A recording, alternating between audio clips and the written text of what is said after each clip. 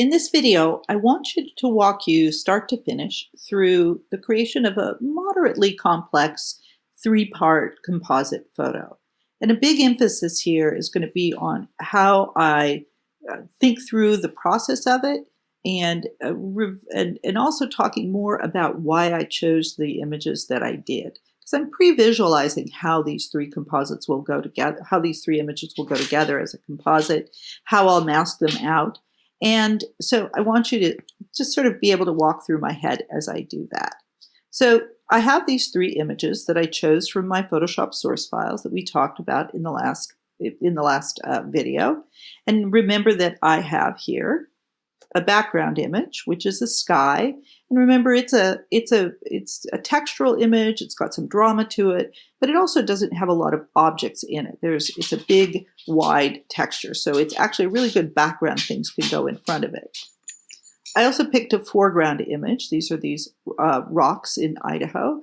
And I picked these because they actually will sit in the foreground, on the ground, in front of the sky nicely.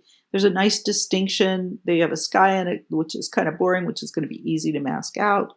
They also have a lot of interest, but they don't have a single central subject, which will make them kind of ideal for me to put another image in, which are these Sandhill Cranes. These are a selection subject. I pulled these out of my selection file. And these are, one of the things I want to point out is that they fly against this light sky.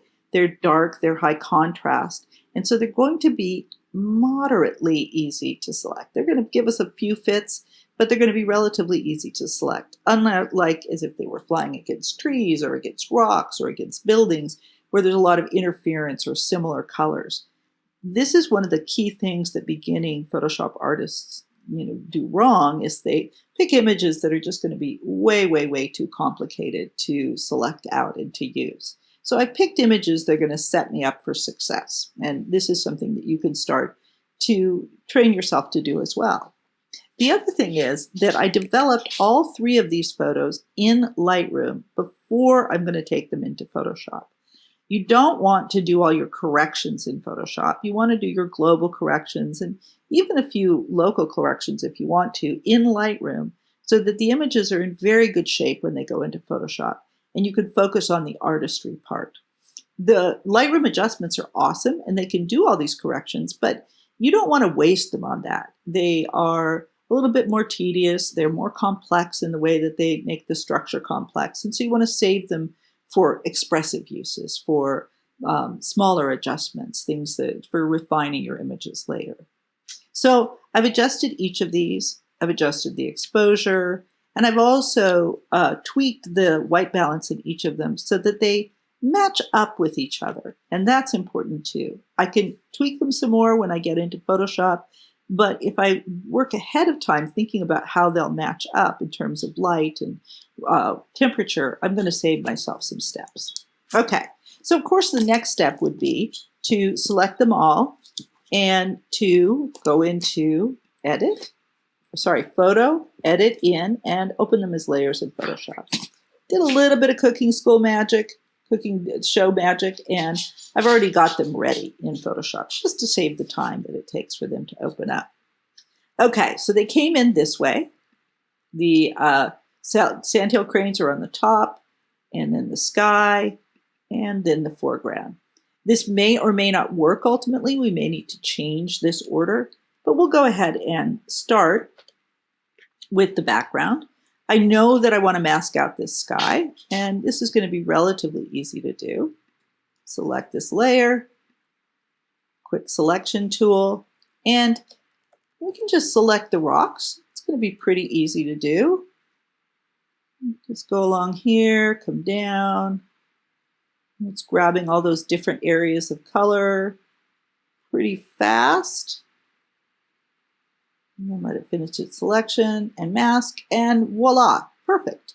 Now, I do want to point out, however, let's go back, that I could also have selected the sky. And there's some advantages to this, because the sky is this very simple, flat background, and it takes less than a split second to select that. Of course, depending on the default, when I click on the mask, it's going to go the wrong way, but that's not a big deal. I can just do Command I, and we're right where we started, with probably slightly less trouble than when we selected the rocks. You're not going to get points off for selecting the rocks first, just pointing out that it's often worth it to look at an image and say, oh, what's going to be easier to select, the foreground or the sky or whatever, to make life a little easier for yourself. This is an easy selection. We have a more challenging one coming up. Now, the trick here, there's another thing that we need to do, because there's actually not a lot of room for this beautiful sky, and I want this sky to take up a fair amount of space. Okay, so I'm going to click him off again, and I'm going to increase the canvas size to accommodate that. Now, we could do this through canvas size, which I showed you in a previous video, but I want to show you a different method that works if you don't have to be super precise, and that is to simply go into your crop tool. It's relatively new in Photoshop that you're able to do this.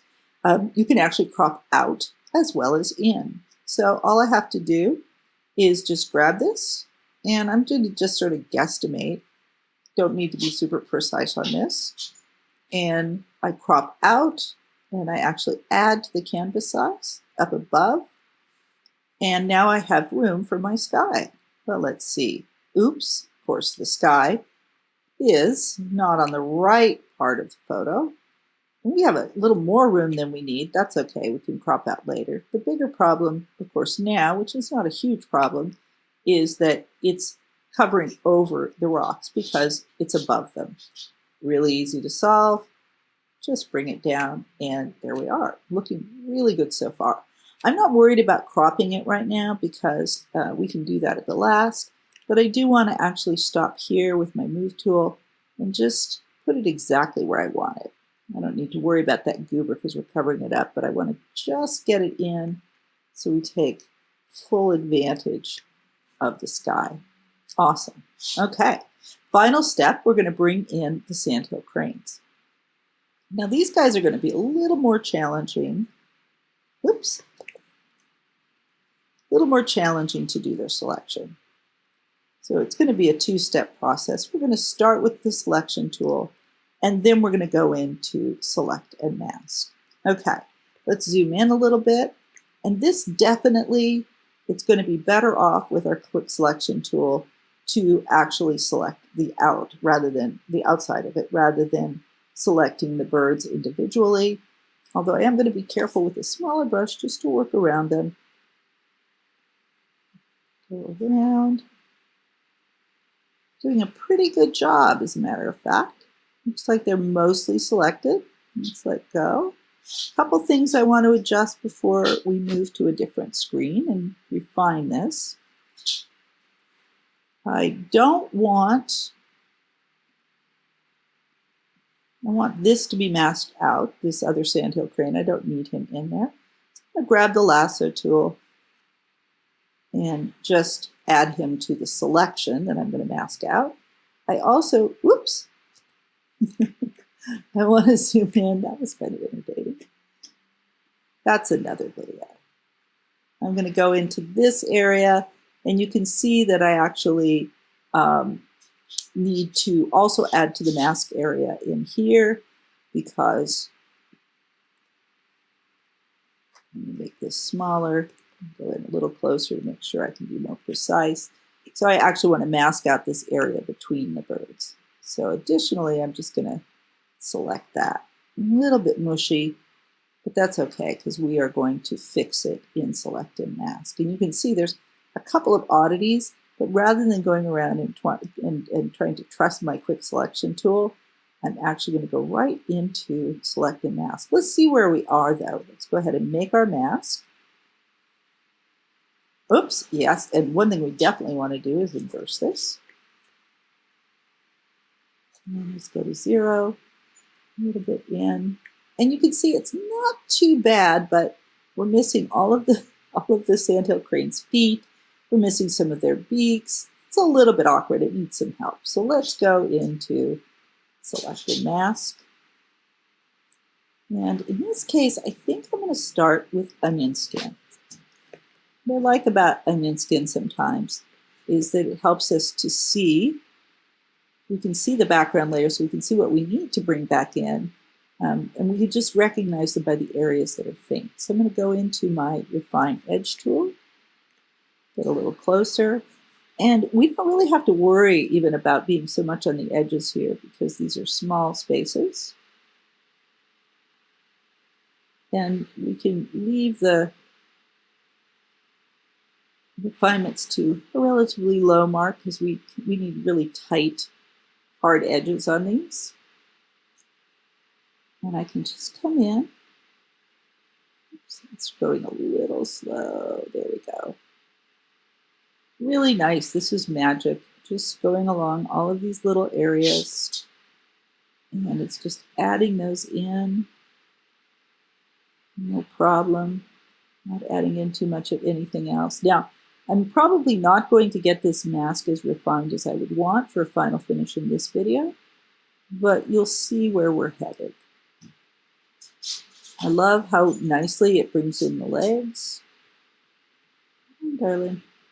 There we go.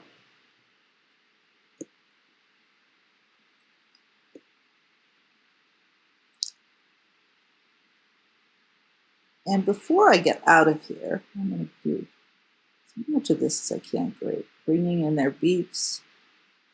Had a little trouble with those edges before. This is helping. The Quick Selection tool did, just because the edges were a little bit similar in color. But the Refine Edge tool doesn't have any problem with that. Okay. A couple more. And again, I'm probably going to have a few areas that aren't perfect. Just for the sake of expediency in this video, you can assume that I would definitely go in and continue to refine these. It might take me another, I don't know, half an hour or so to be really, really perfect with this. So I'm going to move my hand tool over. And I just want to get this last set of legs and beak. I'm going to bring it in. Great. And just to check, there's a couple places I always like to check, but for this I'm going to check on layers, see if there's any really obvious things missing. Not bad. There's definitely a couple spots where we can, remember we can work in any of these layers where we can go in and refine. Definitely would want to work on some of the haloing there, but I'm not going to worry about that now.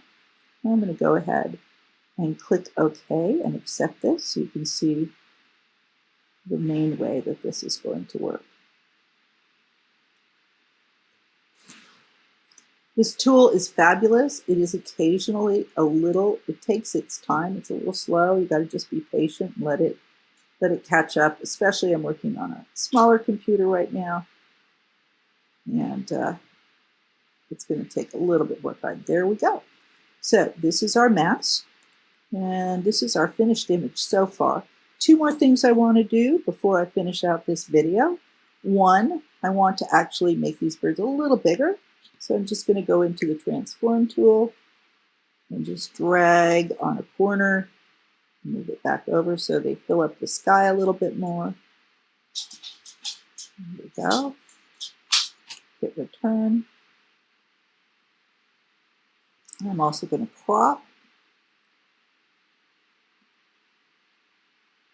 And here, now remember I have got my delete cropped pixels unchecked so that if I decide this was a little too tight later, I can change my mind. I can change my mind about pretty much anything in here.